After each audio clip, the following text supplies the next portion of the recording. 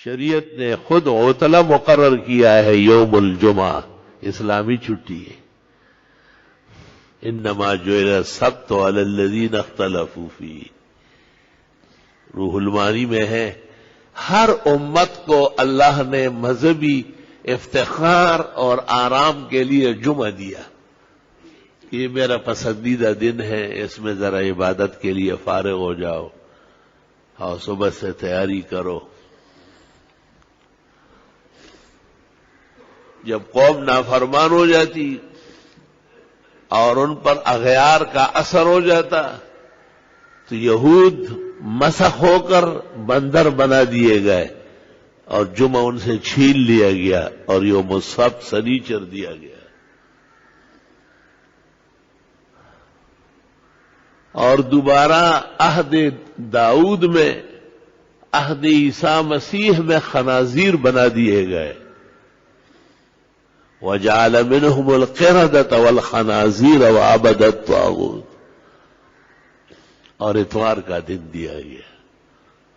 یہ مغضوبین اور ضالین کے دن ہے، ہفتہ اور اتوار، اور پسندیدہ سید الایام عید المساکین، اللہ تعالیٰ کے ہاں پسندیدہ دن وہ جمعے کا مبارک دن ہے۔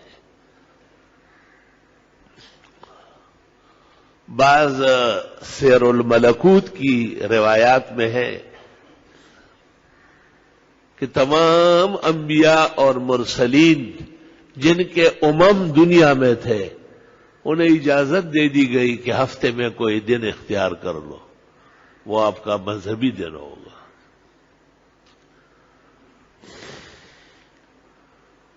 جب شریعت محمدی کا نمبر آیا اور تمام ارواح، روح الارواح، روح محمد و احمد صلی اللہ علیہ وسلم کو دیکھنے لگی تو آپ نے بارگاہ اقدس میں جل وعلا میں سجدہ کیا اور حق تعالیٰ سے کہا کہ اپنا پسندیدہ دن دے دے۔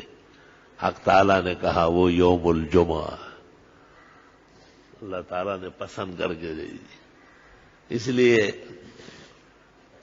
ہمارے قابل وزیر اعظم نے عالمی منڈی کا ساتھ دیتے ہوئے جمعے کو ہٹا کے اتوار بنایا، اور وہ دن ہوا اور آج کا دن ہوا سکون کا، سکھ کا سانس نہیں لے گا۔ منگ کوے خاورے کنا اور خاورے بیاس تاپا خونا، جتنے دوڑو گے نا وہیں آؤ گے جہاں سے لٹو چلا ہے۔ نہ اس کے صوبے میں آرام، نہ کسی اور ملک کے کونے میں آرام، سب لوگ آپس میں لڑ پیڑ رہے ہیں۔